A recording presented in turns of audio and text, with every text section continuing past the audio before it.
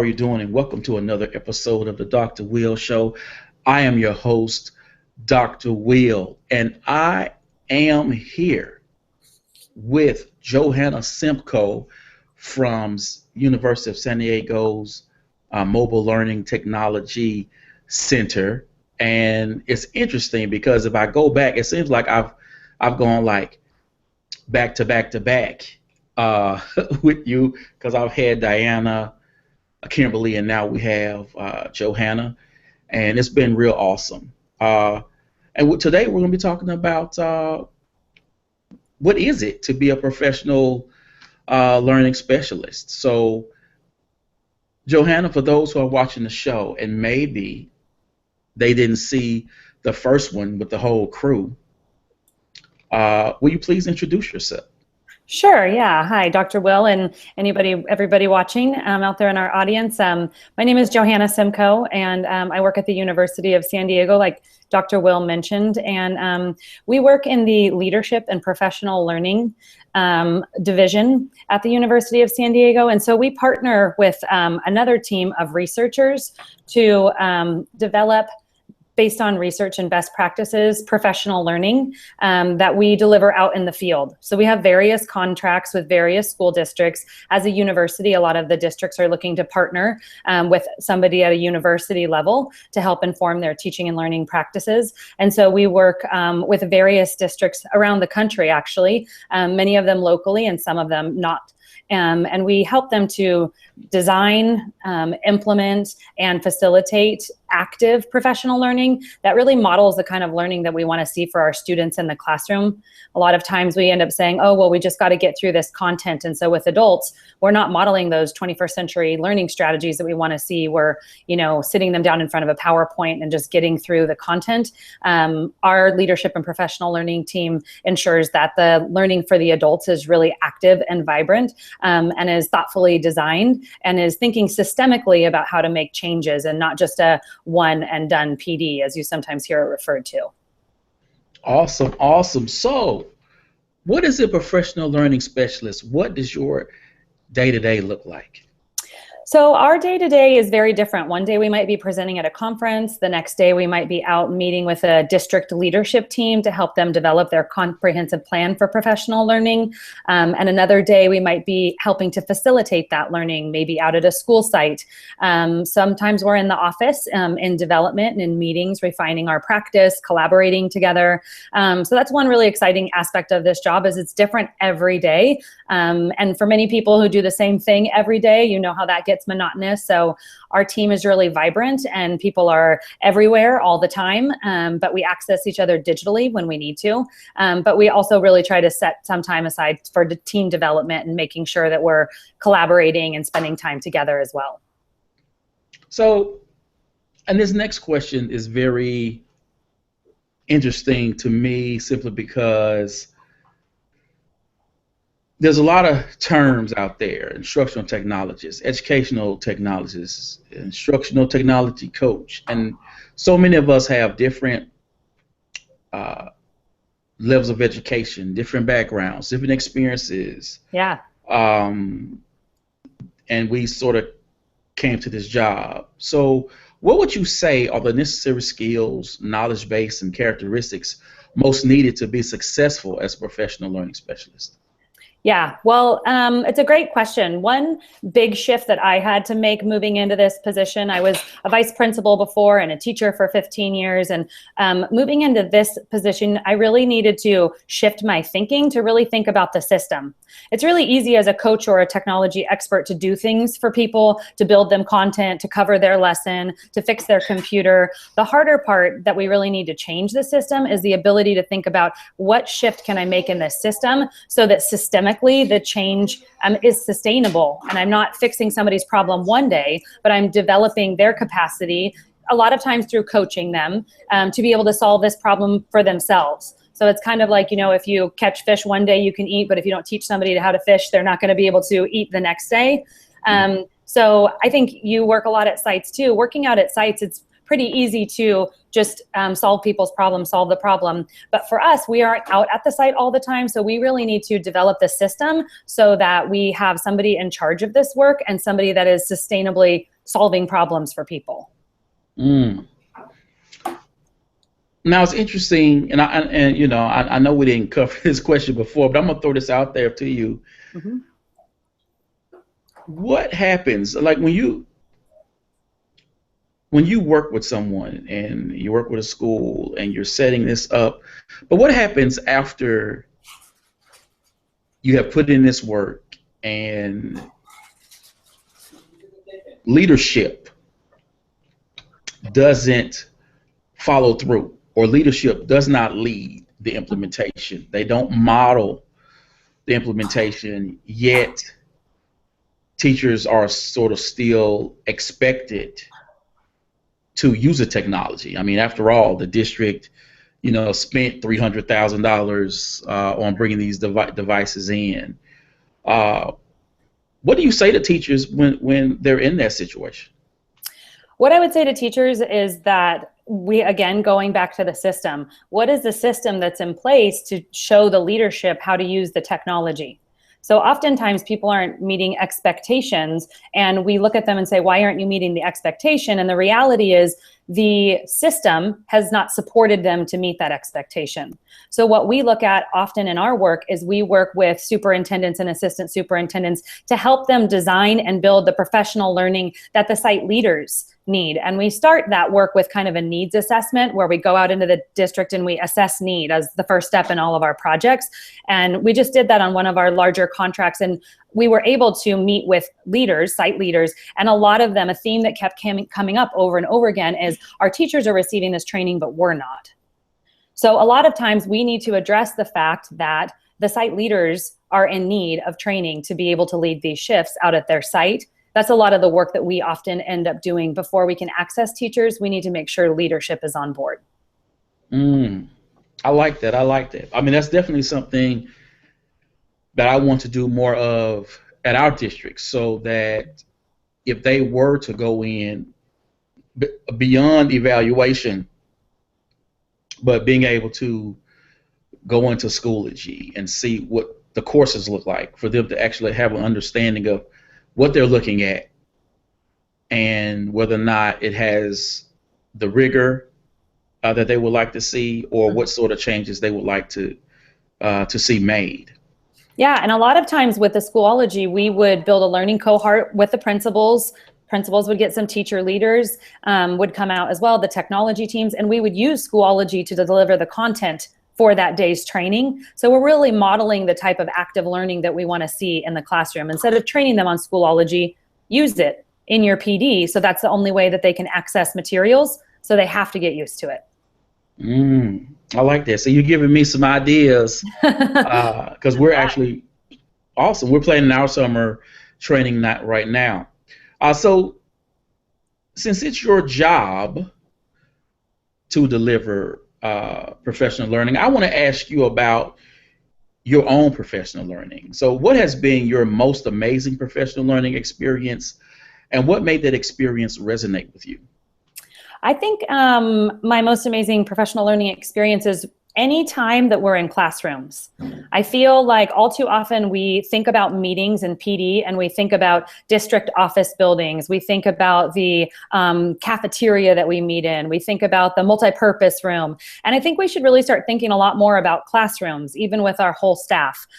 Recently, I did learning walks with a grade level collaboration out at an elementary school. And it was amazing how much rich learning there was just being in each other's classroom. One of the teachers had these foam dice, and they didn't make any noise when the kids used them, and nobody else had ever seen them before. And how genius is that when you have a bunch of third graders using dice, not to have all of those noises? That was a tiny example, but there was also really rich examples of deeper learning up, and we talked about student learning and how we show evidence of that student thinking up on the walls.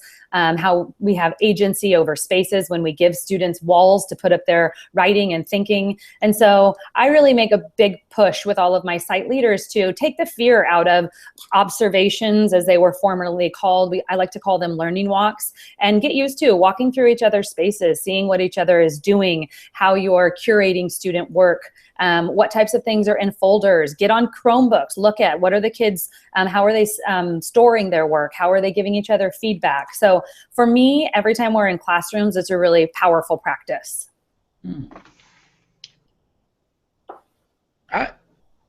That's interesting. I observe as well. It's when you're going there, especially for me, I try not to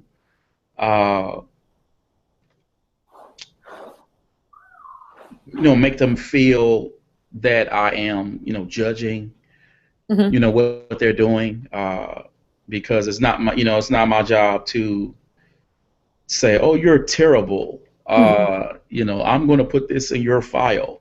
I'm just trying to look at it to see how that can inform, either how I move forward with them from a coaching perspective, or inform my other training when I work with them as a group. And more, Dr. Will, we're seeing in the research that teachers really need that space for safe practice. They need to be able to try something new in a low stakes environment with their student and see if it works and reflect on it, but not be given critical feedback, because it really keeps people fearful and it keeps them staying in the same place pedagogically. And as long as we continue that habit, we're not giving teachers the safety that they need to really try new things, evaluate how it goes, instead of what I think we used to do, which was observations, a lot of boxes. We're expecting these perfect lists. And we know that good teaching and learning is no longer a perfect list. Okay. Now let's get to, I like to call the steak and potatoes. And I consider steak to be its own food group. That's how much I love the steak, but that's another point. We hear a lot about technology, and that's the name of the game. I mean, that's the crux of my job, and a lot of people are buying, the districts are buying a bunch of devices, and blended learning and all of those terms are out there. So, and we see how that is making its imprint in K through 12. What are your views on technology, and how does technology change teaching and learning? Well, I think undoubtedly technology is a powerful tool to change teaching and learning. It's not an initiative that's over on the side somewhere else. It's really at the center of a lot of the shifts that are happening in the classrooms of today. And I think that as we look at that powerful tool for students to be able to create content, we really always have to start with the pedagogy, right? We don't start with the computer. And when we go out and do our needs assessment on our projects, we sometimes hear teachers really getting a missed message about, now that we have these computers, we think that the district wants us to use them 100% of the time. The kids always need to be on the computers. And so we find that there's a gap there in the messaging. And so what we really need to start with as we get technology in our learning spaces is the pedagogy. What is the learning that we want to see students doing? What are the types of activities where they are creating content and not just consuming worksheets? So we don't want that computer to just be a replacement for the teaching and learning that's already happening. We want to use it as a lever to make those powerful pedagogical shifts that really transition that learning into being student-centered. You bring that up about how they want it to be oh, we have to be using this, sort of all the time. Now, I have never told teachers to use it all the time. But what I have told teachers is, when you look at your data, whether it's NWEA data or data that you have collected, just from the tests that you've given, when you see a huge gap in those who are at grade level, above grade level, above, whole group isn't your friend.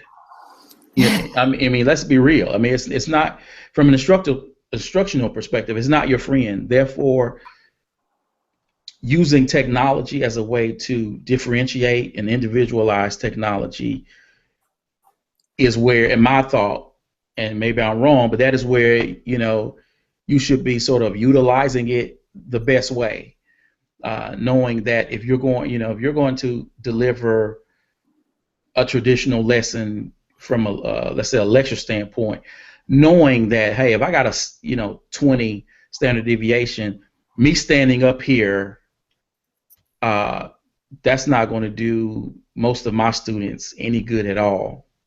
Absolutely. And I think you bring up an important piece of the technology, which is looking at the data we have. You would be surprised how often I'm out at sites, and that's really what we spend our collaboration time doing. Who's taking the time to teach teachers how to use data to inform their practice. I think sometimes we make assumptions that that's happening, and we know that. So you have these powerful tools like ST Math and other programs, but teachers aren't really, no one is taking the time to go through and show them how to look at that data and do exactly what you're saying, identify the gaps so that they can differentiate. So I'm really glad you brought up that point, because it's important as we look at professional development and technology to think about how are teachers using data. How are we supporting them to be able to do that, to really identify and target specific student needs? Awesome. I try my best. Definitely. So, we always talk about meaningful, personalized learning for teachers. What does that mean to you, and where do you start when you are designing a training with teachers? So perfect segue. I always start with data. I always develop a survey. I always ask teachers what they want, and then I design backwards. So on one of the contracts we're working on right now, we're going to be doing some of that PD I discussed with you earlier for some of the site leadership. And I started by giving them a survey. Where are you? What do you want? What do you need? Where are the gaps? And so we're always using data to inform our practice. It's so much more powerful to really start with kind of that Stanford design thinking, kind of empathizing with your users. Principals are busy people, and they're people that are really important at the site, we know, as a leader of so much of what's going on there. And so we need to empathize with how busy they are, how little time they have. And so we need to target the specific needs, just like we would with our students, and then personalize the learning from there. So with this particular project, I might do 2 cohorts of principals, kind of a 101 group and a 201 group, because I see a big gap in what they know. Some of them are really not proficient with the computer at all, and others are ready to start, like we mentioned earlier, go on Schoology with their staff and kind of model that active learning. So we always start with data and looking at, after we collect the data, what research-based practice is really going to fit the needs of the professional learning. So what do you do if you do the survey and you say, okay, I'm trying to, Ooh, sorry. That's a robust sound right there on that iPhone. Know. It's like, is that stereo or something? When you're trying to work with, because we did that ourselves this summer. I know what I did is I put out a survey to the teachers asking what worked well for you last year during our summer training. Mm-hmm. What would you like to see different this year? Right. But not everyone participated mm-hmm. In that survey, or some weren't quite sure. So when people don't know what they don't know, right, or don't know what they don't need, then what's next then? How do you draw that out from them? Mm-hmm. I mean, I think it's about observing. You can assess needs in a lot of different ways, right? The survey is helpful, and that's very tangible, but you can also get the pulse of just the environment and the culture. If you go out to the school site and spend some time with, not all of them, I know that time is of the essence, but maybe pick a target demographic of 4 or 5 of them, and go out and see, what is it that they're doing? What do you see as the needs? So sometimes you're going to have to invest more time in the beginning to make sure that the end result is effective. Because I think what happens a lot of times is we come in making assumptions about what people know and what they don't know. And unfortunately, the needs of the people get kind of lost And we know that politically, a lot of times when we ask for surveys, feedback on survey, how did this go? Most people aren't going to say that was terrible, it didn't do anything for me, right? They want to be respectful of your time and your efforts. So we have to get more nuanced in the questions that we're asking. Some of the questions that we ask is, what are you taking away from today that you can use back at your site? And if they can't answer their question, then I know that the professional development didn't happen at the rate that I was hoping for it to happen. I also think there's conversations to be had. Where are you at? A survey is great, but we, in our needs assessment, do focus groups and make sure that we're talking with people and really checking in. So I think it's that culture of, I want to make sure that I'm meeting your needs. It's kind of like that servant leadership, that you're coming to them saying, I want to be what you need. So let's enter into an honest conversation where I'm not going to judge you no matter how much or little you know. I want to help you to get better at your job. And we've seen great success with that approach. I like that. I like that. Now, before we go, I want to ask you, she's have smiling over there, I want to ask you, because there are people, and I even know teachers in my own district who are like, I want to do what you do. And I'm like, oh, well, don't try to put me out of job now. There's only one Dr. Will, everyone. Yeah. I've grown accustomed to lodging, some other things like that. But one teacher in particular is awesome, one of my rock stars, and she's going to be she's pursuing a master's in instructional design. And I told her, I said, ooh, you're going to be dangerous. Yeah. But for those who are watching this show and they're like, okay, I've learned more and I'm really interested in pursuing this further, what is your advice for them? I think my biggest piece of advice is be a learner. Oftentimes when I'm out with teachers facilitating professional development, you can kind of see who those bright stars are. I always say hire for attitude, train for skill. The skills that we need to be a technology coordinator can be gained. In fact, when I started teaching way back when, I wasn't really tech savvy at all until, as we discussed right before the show, I saw how powerful it was for my students. And as George Curos said in an example he was using about his grandfather being on Facebook, he said, I'm going there because that's where you are. And so our kids are here with this technology, and we need to be willing to be learners. And in my job, my favorite part of my job, besides my amazing team that I work with, is the ability to just be in lots of new situations with new people all the time learning. So instead of working in, one school site that I know really intimately, which also has its benefits, I'm out at different school sites in different districts around the country. I'm able to see best practices and share great professional learning structures in a lot of different contexts. So I think if I were to say, to the director of my center, no, I think I know everything, I got that. I think that's, the place where she would be worried, because best practices are always being developed. With technology, the world is rapidly changing, and I have to put myself in the shoes of the learner and always be learning to refine my practice, because just like, something that works really great one year, the next year is out of date, it's obsolete. So professional development that I was doing when I was a teacher, that I might have even been leading, is no longer relevant today in a lot of cases. So really just being willing to be a learner, take advantage of any opportunities to learn, and just be a growth mindset thinker, really think about how to change the situation to grow it most for the learning that needs to happen. Awesome. This is some good stuff. I always like, talking to your crew. I mean, I'm telling you, y'all like the X-Men or the Avengers, Thank you. I take that as a huge compliment. So who do we have next? Next, you need to get Emily and then Katie, and then you'll have our whole team. Yes. So I'll be reaching out tonight to setting those up as well. Great. Again, thank you, JoHanna, for being a guest on the Dr. Will Show. And as always, people, this is going to be on my blog. It'll be on YouTube and on SoundCloud. So, people, I will say goodbye. Be you, edu, peace.